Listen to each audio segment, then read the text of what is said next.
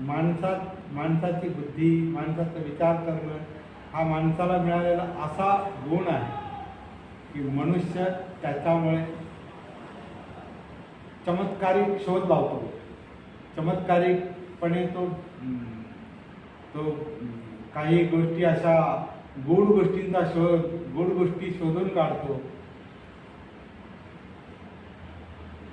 सगळ्यात मोठी गूढ गोष्ट कोणती शोधली असेल बुद्धानं तर दुःखमुक्ती.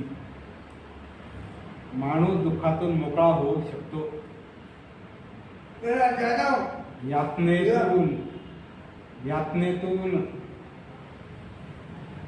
यातनेतून मनुष्य मोकळा होऊ शकतो हा शोध बुद्धाने लावला आहे. त्याला विमुक्ती म्हटलेला आहे. विमुक्ती.